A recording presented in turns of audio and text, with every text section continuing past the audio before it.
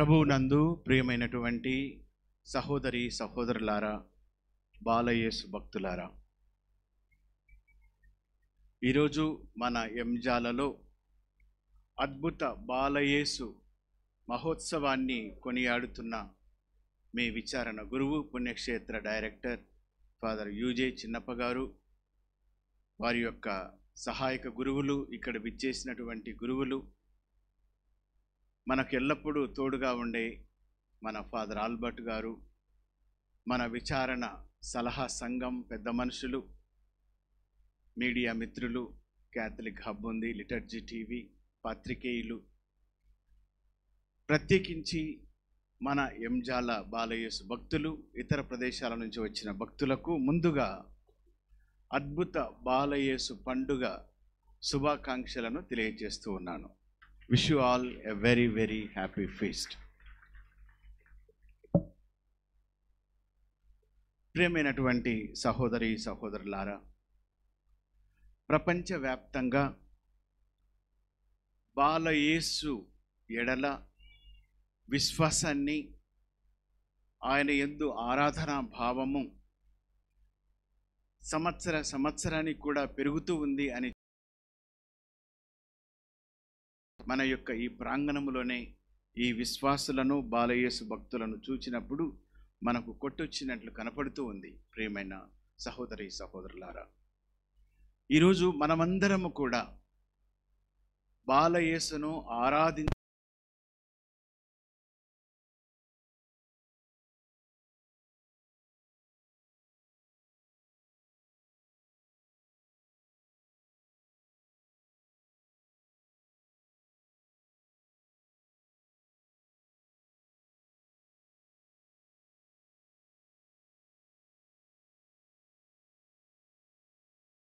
ఆ బాలయేసును ప్రార్థించాం.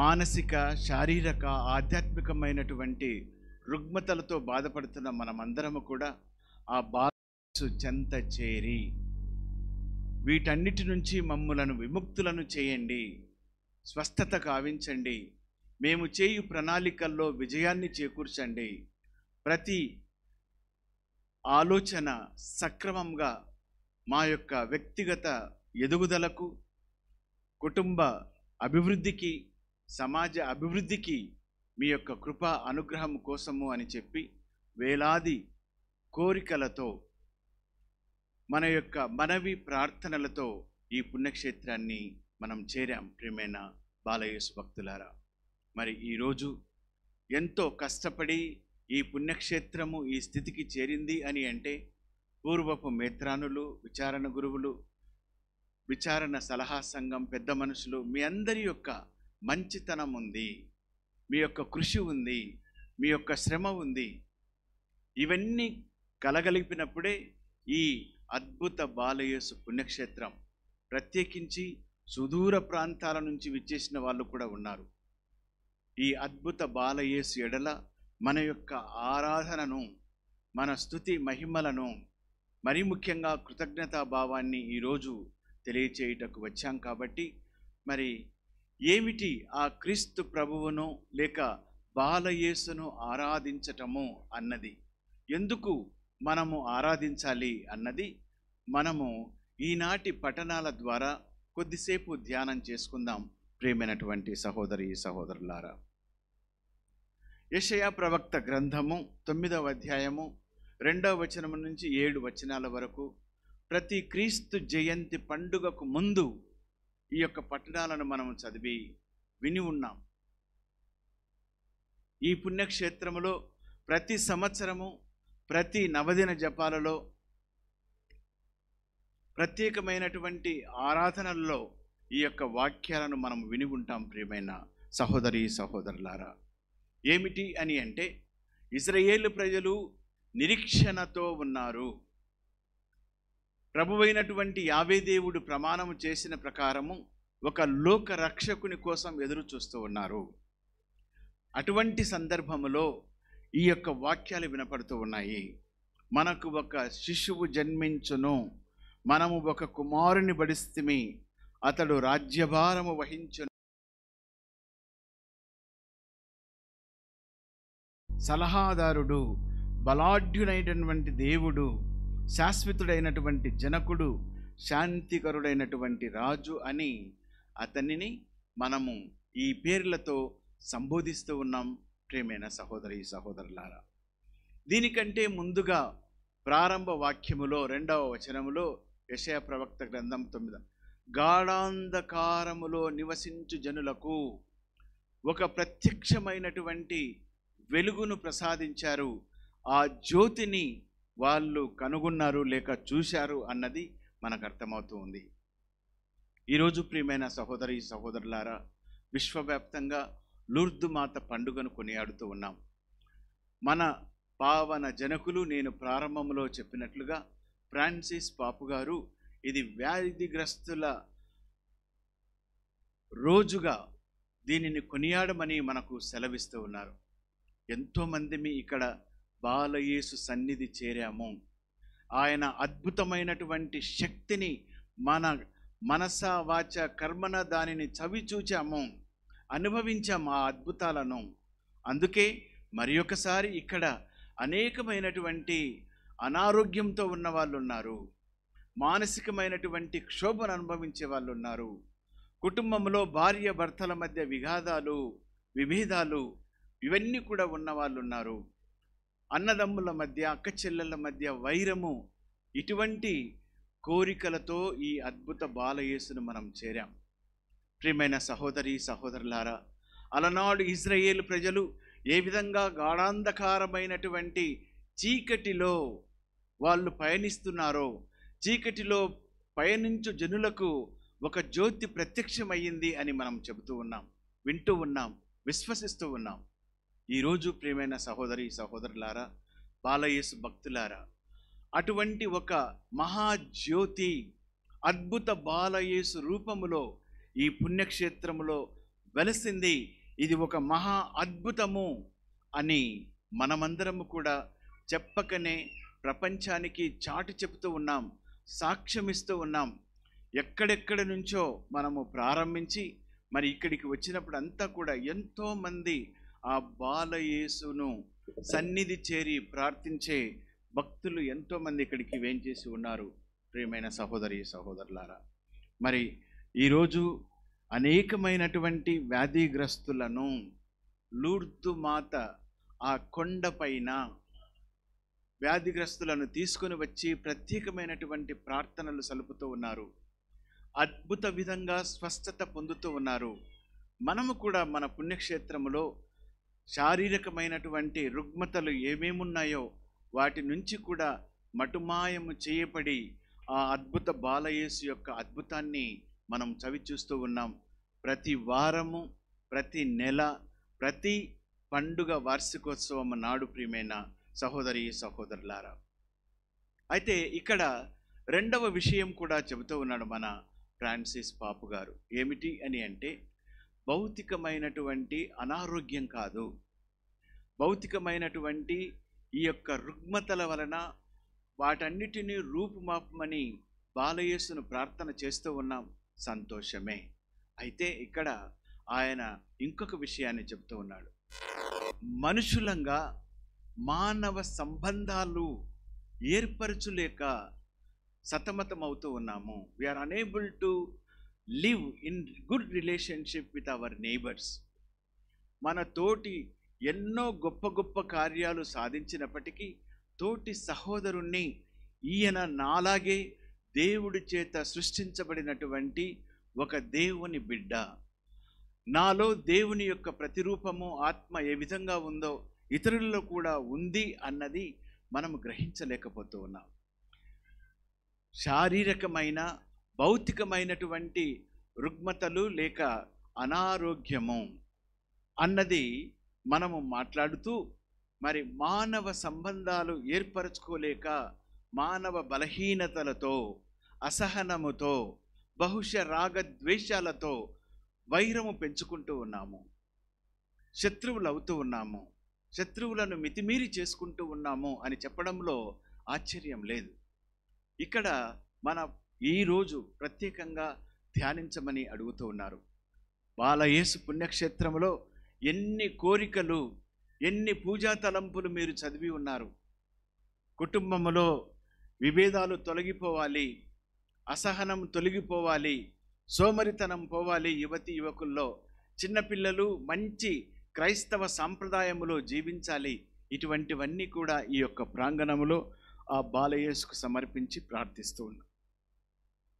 ఈరోజు ఆత్మ పరిశీలన చేసుకుందాం ప్రియమైనటువంటి సహోదరి సహోదరులారా. 2వ పఠనములో హెబ్రీయులకు రాసిన లేఖలో ముఖ్యంగా మొదటి అధ్యాయము మొదటి 6 వచనాల్లో మనకు కొన్ని మంచి మాటలు వినపడుతూ ఉన్నాయి. దేవుడు ప్రవక్తల ద్వారా మనతో మాట్లాడాడు, మన పూర్వీకులతో మాట్లాడాడు. కడపటి రోజులలో తన కుమారుని ద్వారా మనతో మాట్లాడాడు. ఆయన ఆ కుమారుని సమస్తమునకు వారసునిగా మనల్ని నియమించారు. అద్భుత బాలయేసు పుణ్యక్షేత్రములో మీరు నన్ను ఎంత ఎక్కువగా ఆరాధిస్తారో అంతకంటే ఎక్కువగా దీవిస్తాను అని చెప్తూ ఉన్నాడు. ఈ 2వ పాఠంలో హెబ్రీయులకు రాసిన లేఖలో మనం వింటూ ఉన్నాం. ఏమని? పూర్వీకులతో ప్రవక్తల ద్వారా దేవుడు మాట్లాడించాడు. దేన్ని గురించి? దేవుని ప్రణాళికను గురించి, దైవరాజ్యమును గురించి, అలనాడు ఇశ్రాయేలు ప్రజలకు చేసినటువంటి ప్రమాణము, వాగ్దత్త భూమిని గురించి ఆయన మాట్లాడాడు. ఆయన ప్రమాణము చేసిన ప్రకారము తన కుమారుణ్ణి ఈ లోకానికి పంపించాడు అన్నది మనం విశ్వసిస్తూ ఉన్నాం. ఆ ప్రభు యొక్క జయంతిని, పుట్టినరోజును హాయిగా ఆనందంగా మనము ఆ పండుగ ఉత్సవాన్ని మనం నిర్వహించుకుంటూ ఉన్నాం. ప్రియమైన సహోదరి సహోదరులారా, ఆ క్రీస్తు ప్రభువు ద్వారా ఆ తండ్రి దేవునికి మనమందరము కూడా బిడ్డలము అన్నటువంటి వాస్తవాన్ని ఎన్నిసార్లు మనము గమనించుకుంటూ ఉన్నాం. ఆత్మ పరిశీలన చేసుకుందాం ఈరోజు. ఆ బాలయేసు మనకు సహోదరుడైతే, మనకు మిత్రుడైతే ప్రభువే చెప్పాడు, మీరు నా స్నేహితులు, ఇక నుంచి మిమ్మలను సేవకులు లేక బానిసలని పిలువను, ఎందుకంటే పరలోక రాజ్యానికి వారసులము ఆ క్రీస్తు ప్రభువు ద్వారా. అలాగే శ్రీసభ నిర్ణయించినటువంటి సంప్రదాయాల ప్రకారం, దివ్య సంస్కారాల ప్రకారము, జ్ఞానస్నానము ద్వారా ఆ తండ్రి బిడ్డలమవుతూ ఉన్నాం. జన్మ పాపాన్ని తొలగించుకుంటూ ఉన్నాం. మళ్ళీ మనము పాపంలో పడినప్పుడు దివ్య సంస్కారాలు ఉన్నాయి, మంచి పాప సంకీర్తనం చేయమని. ఈ విధంగా దేవుని రాజ్యము అన్నది మన సొంతం. ఆ దేవునికి వారసులము. ప్రియమైనటువంటి సహోదరి సహోదరులారా, ఈరోజు ఆ అద్భుత బాలయేసు ప్రాంగణములో కూర్చొని ఉన్నాం. మనము దేవుని బిడ్డలమా? దేవుడు ఇంత గొప్ప ఖ్యాతిని నాకు ఇస్తూ ఉన్నాడా? తన బిడ్డగా నన్ను చేర్చుకుంటున్నాడా? ఆ క్రీస్తు ప్రభువు ద్వారా దేవుని యొక్క వారసత్వంలో నన్ను భాగస్తుని చేస్తూ ఉన్నాడా? ఆత్మ పరిశీలన చేసుకోవాలి ప్రియమైన సహోదరి సహోదరులారా. చాలాసార్లు మనము నేనే చక్కగా ఉన్నాను, నేనే పరిపూర్ణంగా ఉన్నాను, నేనే పవిత్రుడిగా ఉన్నాను అని చెప్పి చాలాసార్లు మనము వాపోతూ ఉంటాం. ప్రియమైన సహోదరి సహోదరులారా, మాకు ఎన్నోసార్లు ఆన్గోయింగ్ ఫార్మేషన్ అన్నది గురువులకు దాదాపు మొదటి సంవత్సరం గురువు అయిన కాడ నుంచి 10 సంవత్సరాల వరకు మాకు ఆ యొక్క ఆన్గోయింగ్ ఫార్మేషన్లో చెప్తూ ఉంటారు. వారు చెప్పినటువంటి ఒక్క కథ మీతో ఈరోజు పంచుకోవాలనుకుంటున్నాను. ఇప్పటికే మీరు విని ఉంటారు. ఒకరోజు ఇలాగే బాలయేసు అద్భుత పుణ్యక్షేత్రం పండుగకు ఒక ఊరు నుంచి బస్సులో వస్తున్నారట. ఆ బస్సులో వస్తూ ఉన్నప్పుడు మార్గ మధ్యములో ఒక పెద్ద చెట్టు అది విరిగి పడిందట. అలా విరిగి పడినప్పుడు ఒక స్వరము వాళ్ళకు వినిపించింది, మీలో దేవుని యొక్క కోపాగ్నికి గురి అయిన వాళ్ళున్నారు, మంచి పాప సంకీర్తనం చేయక ఆ పాపంలోనే మ్రగ్గిపోతూ ఉన్నారు. కాబట్టి ఆ వ్యక్తి ఎవరో ఈ బస్సును దిగిపోతే సురక్షితంగా అది తొలగించబడుతుంది, మీరు హాయిగా పుణ్యక్షేత్రం చేరుకోవచ్చు అని అన్నారు. సరే, వాళ్ళ స్వరము ప్రకారము ఒక్కొక్కరు దిగిపోతూ ఉన్నారు, మళ్ళీ ఎక్కుతూ ఉన్నారు. అలా బస్ అంతా కూడా అందరూ దిగి మళ్ళీ ఎక్కారు. ఒక్కడు మాత్రము దిగటానికి సంకోచిస్తూ ఉన్నాడు. అప్పుడు అందరూ ముక్త కంఠముతో, వీడే పాపి, వీడే ఘోరమైన పాపాలు చేస్తూ ఉంటాడు, మా ఊర్లో మేము చూసాం, కాబట్టి వీడి వల్లనే ఈ యొక్క శాపం మా అందరికీ తగులుతుంది అని అందరూ కూడా ఆ వ్యక్తిని దూషించారు, తప్పుపట్టారు. సరే, వీరందరి యొక్క ప్రోద్బలాన్ని మరి వీళ్ళు బలవంతం చేస్తున్నారు కాబట్టి అయిష్టంగానే భయంతో బస్సును దిగాడు. బస్సు దిగి ఆ చెట్టు దగ్గరికి వెళితే దాన్ని తొలగించడానికి వెళ్ళినప్పుడు వెంటనే ఒక బాంబు పేలినట్టు పేలిందట. ఏంటి? ఈ వ్యక్తి కాదు, బస్సులో ఉన్న అందరూ కూడా ఉగ్గిపాలయ్యారట. వీడు ఒక్కడు మాత్రమే మిగిలాడు. ప్రియమైన సహోదరి సహోదరులారా, మనము కూడా మన జీవితాలను ఆత్మపరిశీలన చేసుకోవాలి. ఇతరులను నిందించటం కాదు, చిన్న చూపు చూడటం కాదు, లెక్కలేనితనంగా ఇతరుల చేత మనము వ్యవహారిక శైలి కాదు. ప్రియమైన సహోదరి సహోదరులారా, ఈ పుణ్యక్షేత్రములో మరి ఈరోజు ఈ నాటి సువిశేషములో మత్తయి శుభవార్తలో మనం చూస్తూ ఉన్నాం. ఒక నక్షత్రమును గురించి మనం వింటూ ఉన్నాం. ఆ నక్షత్రము జ్ఞానులకు ఏ విధంగా దారి చూపించిందని వింటూ ఉన్నాం. నక్షత్రం మరి ముగ్గురు జ్ఞానులు వచ్చినప్పుడు హాయిగా ఆ పశువుల ఘాటిలో పరుండబెట్టినటువంటి ఆ బాలయేసు ముందు ఆ నక్షత్రం ఆగింది. జ్ఞానులు ఆ క్రీస్తు ప్రభువును చూచారు అన్నటువంటి అంశం మనకు అర్థమవుతుంది. ఈరోజు ప్రియమైన సహోదరి సహోదరులారా, బాలయేసు పుణ్యక్షేత్రములో ఇంతమందిమి కలిసి ప్రార్థిస్తూ ఉన్నాం, ఆరాధిస్తూ ఉన్నాం. బాలయేసువా, నాకు ఇది తొలగిపోవాలి, ఈ స్వస్థత కావాలి, ఈ సమస్య నుంచి పరిష్కారం కావాలి, ఈ కుటుంబంలో శాంతి సమాధానం లేదు, నాకు శాంతి కావాలి, సంతోషం కావాలి, ఆరోగ్యము, ఐశ్వర్యము, ఈ విధంగా ఎన్నో కోరికలతో మనం వచ్చాం ప్రియమైన సహోదరి సహోదరులారా.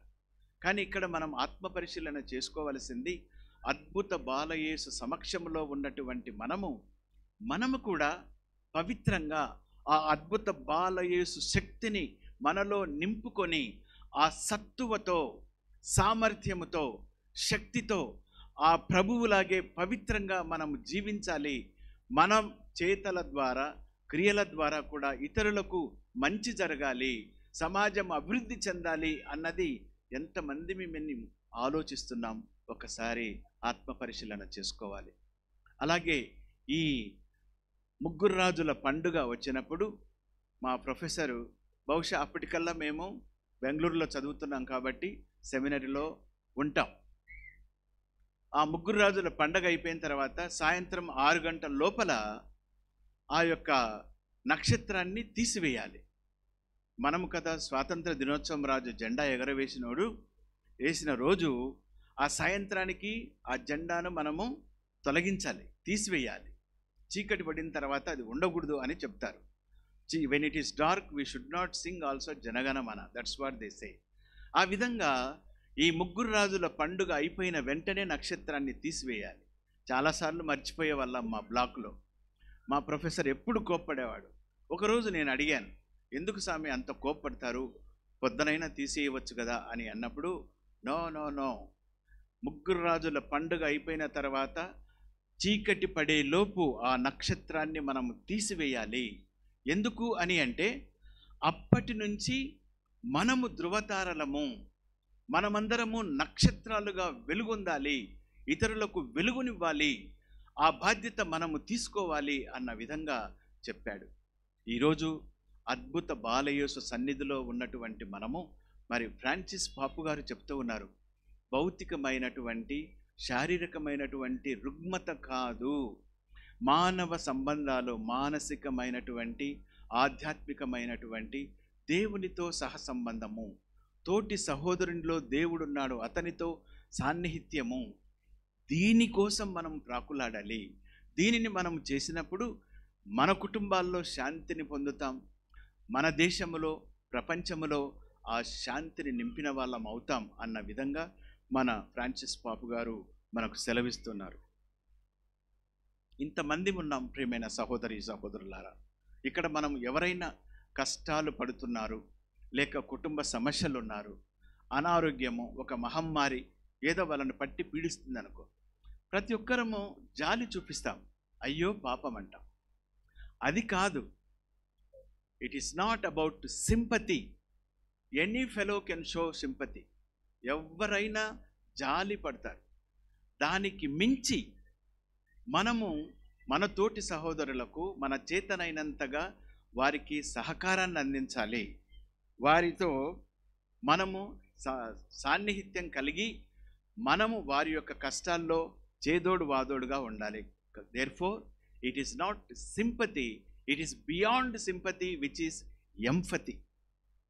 ఇది ఓదార్పు కార్యక్రమము, ఓదార్పు క్రియ, ఓదార్పునిచ్చేటువంటి పరిచర్య అన్న విధంగా ఈ పుణ్యక్షేత్రంలో మనం జీవించినప్పుడు నిజమైనటువంటి అద్భుత బాలయేసు భక్తులమవుతాం. ప్రియమైన సహోదరి సహోదరులారా, ఈరోజు ప్రియమైన సహోదరి సహోదరులారా, బాలయేసు భక్తులారా, మనందరి యొక్క కోరికలు మనం విన్నవించుకుందాం. ఆ బాలయేసు అద్భుత విధంగా మనకు నెరవేరుస్తూ ఉన్నారు, విశ్వసించుదాం. ఇతరులు కూడా ఆ అద్భుతాలు పొందే విధంగా మనము సహకరించాలి, ప్రార్థించాలి. ఆ మేరకు ఒక ఆదర్శవంతమైనటువంటి జీవితాన్ని మనం జీవించగలగాలి. We should be exemplary to the children, to the young people. అప్పుడే మనము నిర్వహించే ఈ పండుగలకు, ఈ మహోత్సవాలకు అర్థం, పరమార్థం అన్నది చేకూరుతుంది. ప్రియమైన సహోదరి సహోదరులారా, మరి ఒకసారి మీ విచారణ గురువును, విచారణ సలహా సంఘము పెద్దలు, ఈ ఉత్సవానికి తోడ్పడిన ప్రతి ఒక్కరూ, బాలయేసు భక్తులు కావచ్చు, మరియు మీడియా మిత్రులు, పాత్రికేయులు, అనేక మంది రాజకీయ నాయకులు కూడా మన యొక్క పండుగకు వచ్చి ఫాదర్ను సంప్రదించి పండుగ విషెస్ చెప్పి వెళ్తారని నేను విన్నాను. కాబట్టి ఈరోజు ఈ పండుగను అర్థవంతంగా మనం నిర్వహించుకుందాం. ఆ బాలయేసు ప్రభు యొక్క పవిత్రత, ఆయన యొక్క అద్భుత శక్తి, ఆయన నిష్కల్మషమైనటువంటి మనస్తత్వము మనం కూడా మన హృదయాల్లో నింపుకొని మనకెదురయ్యే తోటి సహోదరి సహోదరులతో అదే పవిత్రమైనటువంటి ఆలోచన సరళితో, మనస్తత్వముతో, మరి ముఖ్యంగా ఈ బాలయేసు పుణ్యక్షేత్రములో వచ్చి ప్రార్థన చేస్తున్న మనమందరం కూడా ఇతరులకు కూడా ఒక నిజమైనటువంటి సాక్ష్యాన్ని ఇస్తూ ఈ బలిపూజను నిర్వహించుకుందాం. ఈ బలిపూజ ద్వారా ఆధ్యాత్మిక వరాలను పొందుదాం. దేవుడు మనల్ని ఆశీర్వదించునుగాక. పరిశుద్ధ లూర్దుమాత మన కోసం ప్రార్థన చేసి ఆ మధ్యస్థ ప్రార్థన ద్వారా ఆ అద్భుత బాలయేసు దీవెనలు, కానాపల్లెలో ద్రాక్షరసం తక్కువ పడితే ప్రార్థించింది, సహాయం చేసే గుణము గలది మన యొక్క మరియ తల్లి. ఎన్నో సద్గుణాలు ఉన్నాయి. ప్రార్థించే మనసు, త్యాగమయి, వ్యాకుల మాత, కుటుంబాల రాజ్ఞి, ఈ విధంగా ఆ మరియ తల్లిని కొనియాడుతూ ఉన్నాం. ఈరోజు ఆ తల్లి తన మధ్యస్థ ప్రార్థన ద్వారా మన కోసం ప్రార్థించి దేవుని యొక్క వరములను మనపై కృమ్మరించాలని ప్రత్యేక విధంగా వేడుకుంటూ ఈ బలిపూజను కొనసాగించుదాం. ఆమేన్.